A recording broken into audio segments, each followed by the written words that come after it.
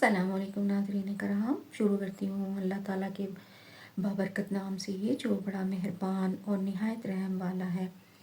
حضرت مصعب بن عمیر اسلام لانے سے پہلے بڑے ناز و نعم میں پلے ہوئے اور مالدار لڑکوں میں سے تھے۔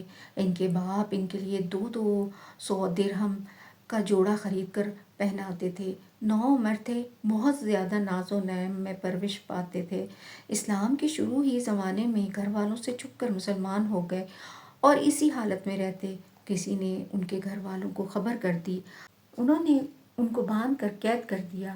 کچھ روز اسی حالت میں گزرے اور جب موقع ملا تو چھپ کر بھاگ گئے، اور جو لوگ حبشہ ہجرت کر رہے تھے ان کے ساتھ ہجرت کر کے چلے گئے۔ وہاں سے واپس آ کر مدینہ منورہ کی طرف ہجرت فرمائی، زہد اور فکر کی زندگی بسر کرنے لگے۔ اور ایسی تنگی کی حالت تھی کہ ایک مرتبہ حضور صلی اللہ علیہ وسلم تشریف فرما تھے۔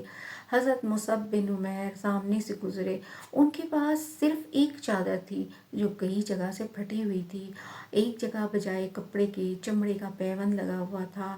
حضور صلی اللہ علیہ وسلم ان کی اس حالت اور پہلی حالت کا تذکرہ فرماتے ہوئے آنسو آنکھوں میں بھر لائے۔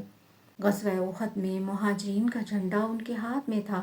جب مسلمان نہایت پریشانی کی حالت میں منتشر ہو رہے تھے تو یہ وہیں کھڑے رہے۔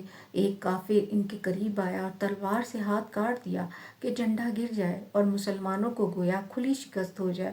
انہوں نے فوراً دوسرے ہاتھ میں لے لیا، اسی طرح دوسرے ہاتھ کو بھی کاٹ ڈالا۔ انہوں نے دونوں بازوؤں کو سینے پر جوڑ کر جھنڈے کو چمٹا لیا کہ گرے نہیں۔ اس نے ان کے تیر مارا جس سے شہید ہو گئے، مگر زندگی میں جھنڈے کو گرنے نہ دیا۔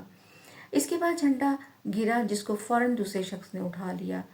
جب ان کو دفن کرنے کی نوبت آئی تو ایک چادر تھی جو پورے بدن پر نہیں آتی تھی، سر ڈھانکا جاتا تھا تو پاؤں کھل جاتے تھے،